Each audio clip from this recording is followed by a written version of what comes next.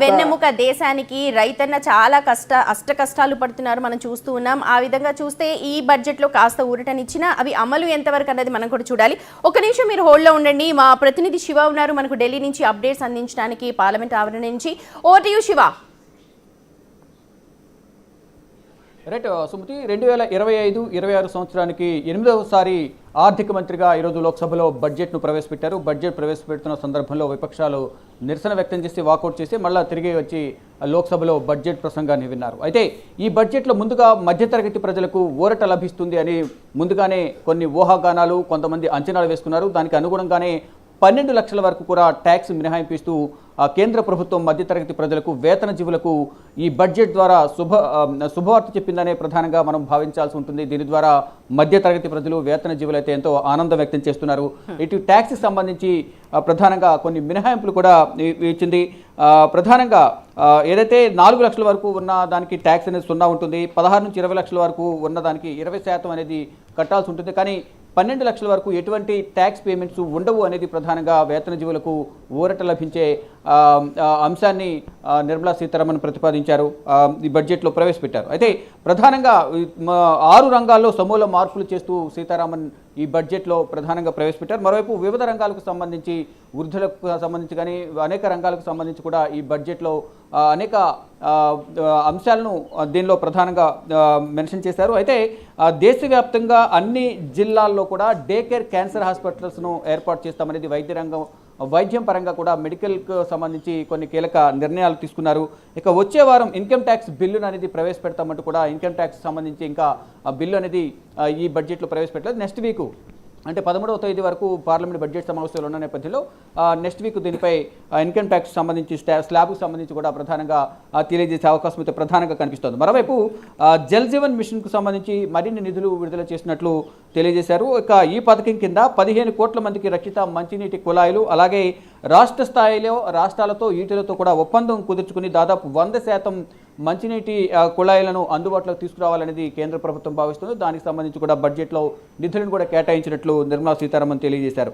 ఇక వచ్చే 5 ఏళ్లలో దేశవ్యాప్తంగా 75,000 మెడికల్ సీట్లను తీసుకురావాలి, మెడికల్ సీట్లు అనేవి అందరికీ ఇవ్వాలనేది కూడా ప్రధానంగా అన్ని రాష్ట్రాలకు కలిపి దీంట్లో ఒక బడ్జెట్ను కూడా ప్రవేశపెట్టినట్టు తెలుస్తుంది. ఇక 36 ఔషధ బేసిక్ కస్టమ్ డ్యూటీకి సంబంధించి తొలగింపు చేశారు. ఇక దేశవ్యాప్తంగా పెట్టుబడుల ఉపసంహరణ, ఆస్తుల విక్రయానికి సంబంధించి కూడా దీంట్లో కొన్ని రెండో ప్రణాళికను సిద్ధం చేసింది కేంద్ర ప్రభుత్వం. దానిలో భాగంగా 25,000 కోట్లతో నేషనల్ మారిటైమ్ ఫండ్ను ఏర్పాటు చేశారు. దీంట్లో కూడా ప్రస్తుతం ప్రైవేటు అలాగే పోర్టుల భాగస్వామ్యంతో మారిటైమ్ మిషన్ను ఏర్పాటు చేస్తున్నట్టు తెలిసారు. ఇక వృద్ధి కేంద్రాలుగా పట్టణాల అభివృద్ధికి 1,00,000 కోట్లతో ప్రత్యేక మిషన్ను కూడా దీనికి సంబంధించి దేశవ్యాప్తంగా పెట్టుబడుల ఉపసంహరణ, ఆస్తుల విక్రయానికి సంబంధించిన ఒక మారిటైమ్ను కూడా కేంద్ర ప్రభుత్వం ఏర్పాటు చేసింది.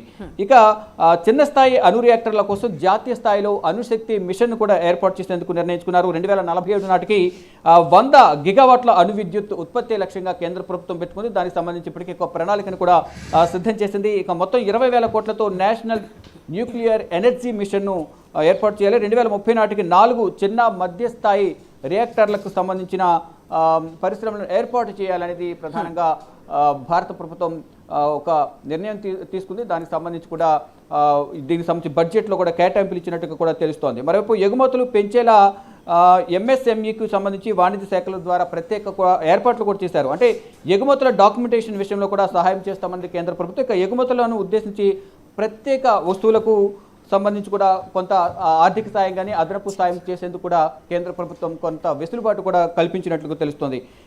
ఇక మ్యూజియాలకు సంబంధించి ప్రైవేట్ వ్యక్తుల వద్ద ఉన్న పురాతత్వ ఉత్పత్తులు పునరుద్ధరణకు సంబంధించి కూడా సాయం అందిస్తామనేది అనేక అంశాలకు సంబంధించి కూడా దీనిలో ప్రవేశపెట్టారు. ఇక ద్రవ్యలోటుకు సంబంధించి ఏదైతే 4.8% ద్రవ్యలోటు ఉందో అదే 2024-25 ఆర్థిక సంవత్సరానికి సవరించిన వ్యయం అనేది 47.16 లక్షల కోట్లుగా ఉంది. ఇక మూలధన వ్యయం అనేది 10.1 లక్ష కోట్లుగా ఉంది. ఇక ప్రస్తుత ఆర్థిక సంవత్సరానికి సవరించిన ఆదాయం అంచనా 31.47 లక్షల కోట్లుగా కూడా, అంటే అప్పులు మినహా, అప్పులు కాకుండా ఈ మిగతాది 31.47 లక్షల కోట్లుగా ఉన్నట్లుగా తెలుస్తుంది. ఇక నికర పన్నుల ద్వారా సమకూరిన ఆదాయం అనేది 25.57 లక్షల కోట్లుగా ఉన్నట్టు నిర్మలా సీతారామన్ తెలియజేశారు. ఇక ద్రవ్యలోటులో DDPలో 4.8% ఉంటుందని అంచనా వేశారు. వచ్చే ఆర్థిక సంవత్సరానికి నికర అప్పులు అనేవి 11.54 లక్షల కోట్లు ఉంటాయంటూ కూడా అంచనా వేశారు. ఇక 2025-26 ఆర్థిక సంవత్సరానికి సంబంధించి ద్రవ్యలోటు అంచనా అనేది 4.4% ఉంటుందనేది ప్రధానంగా నిర్మలా సీతారామన్ తెలియజేశారు. ఇక దీంట్లో ఈ బడ్జెట్లో బీహార్కు వరాల జల్లు కురిపించారని మనం ప్రధానంగా చెప్పాలి. అనేక అంశాలకు సంబంధించి, వివిధ రంగాలకు సంబంధించి కానీ, మెడికల్ కానీ IITకి సంబంధించి కానీ అనేక పరిశ్రమలను ఏర్పాటు చేసేందుకు బీహార్కు వరాల జల్లు శివ, మనం చూస్తే కనుక విపక్షాలు ముందుగానే బడ్జెట్ ప్రవేశపెట్టే ముందుగానే వాకౌట్ చేశారు, అలాగే నినాదాలు కూడా చేశారు, మనం చూసాము. దాని గురించి ఒకసారి ఎక్స్ప్లెయిన్ చేయండి. రైట్, ప్రధానంగా ఏదైతే ముందు బడ్జెట్ ప్రవేశపెట్టడానికి ముందు 11 గంటలకు బడ్జెట్ అంటే లోక్సభ సమావేశాలు ప్రారంభమయ్యాయి. వెంటనే బడ్జెట్ ప్రతులను చదివే క్రమంలో విపక్ష పార్టీలు ఆందోళన నిర్వహించాయి. ఇటీవల ఏదైతే కుంభమేళా ప్రయాగ్రాజ్లో జరిగిన తొక్కిసలాటకు సంబంధించి ప్రధానంగా చర్చ చేపట్టాలి, దానికి సంబంధించి వివరణ ఇవ్వాలంటూ కోరిన నేపథ్యంలో దానికి సంబంధించి ఏదైతే రాష్ట్రపతి ధన్యవాద తీర్మానం ఉంటుందో, ప్రసంగానికి సంబంధించి ధన్యవాద తీర్మానం ఉంటుందో, ఆ సందర్భంలో దీనిపై చర్చిద్దామంటూ తెలిపిన నేపథ్యంలో వారందరూ కూడా సభను వార్కౌట్ చేస్తున్నట్లు కూడా ముందు ప్రకటించి అందరూ బయటకు వెళ్ళిపోయారు. వాళ్ళ తర్వాత వాళ్ళు యథావిధిగా వచ్చి బడ్జెట్ ప్రసంగం జరుగుతున్న సందర్భంలో అందరూ కూడా మళ్ళీ కూర్చున్నారు. ఇక ప్రజెంట్ బడ్జెట్కి సంబంధించి చూసుకుంటే కనుక ఇక ఈ రోజు ప్రవేశపెట్టిన బడ్జెట్లో ఇక ఇన్కమ్ ట్యాక్స్ సంబంధించి మాత్రం నెక్స్ట్ వీక్ ఇన్కమ్ ట్యాక్స్ సంబంధించి సపరేట్గా మళ్ళీ బడ్జెట్ ప్రవేశపెడుతుంది. దానికి సంబంధించి వివరాలు వెల్లడిస్తామని తెలిపారు.